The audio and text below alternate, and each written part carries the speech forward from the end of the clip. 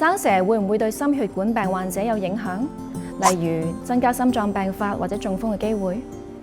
面對生蛇，千祈唔可以掉以輕心，覺得唔關我事喎。因為香港幾乎每個人都有生蛇嘅風險嘅。統計數字顯示咧，全香港39歲以上嘅成人入邊咧，97%身體入邊都會潛藏咗會引致生蛇嘅水痘病毒。當我哋年紀大啦、壓力大啦、患有長期病患嘅時候咧，病毒就會活躍起嚟，重新引致我哋生蛇㗎啦。唔講唔知，平均1/3嘅人一生入邊咧都會經歷一次嘅生蛇嘅，仲有啲人唔好彩會有復發嘅添。而令好多人聞蛇喪膽嘅原因就係生蛇之後嘅後遺症神經線痛啦，因為手尾可以好長，有啲個案由痛幾個月去到幾年都有㗎，生活都因為咁樣咧會受到影響嘅。生蛇除咗會痛喺身上面之外咧，亦都會影響心臟嘅噃。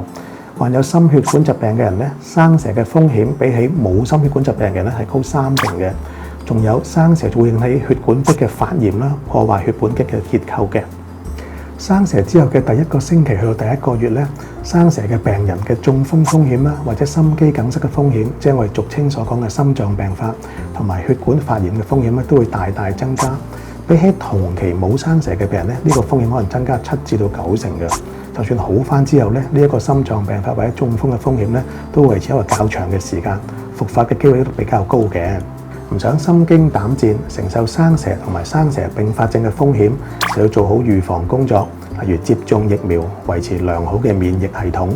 有一個80幾歲嘅伯伯啦，同一般香港人一樣，佢都有三高嘅問題啦，糖尿啦、血壓啦，同埋有膽固醇嘅。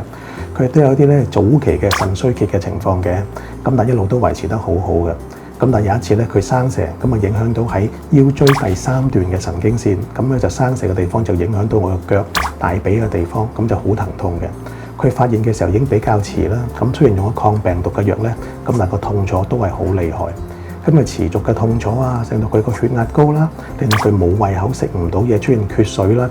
咁最後咧亦都出現咗啲嘅併發症，例如話係心房顫動啊，需要服用呢一個嘅薄血藥咧嚟到減少中風嘅風險嘅。咁回想翻咧，如果呢啲情況可以一早預防得到咧，就會減少到呢啲病人出現到呢啲唔同嘅併發症嘅機會，咁啊令到佢唔需要承受呢啲嘅痛苦啦。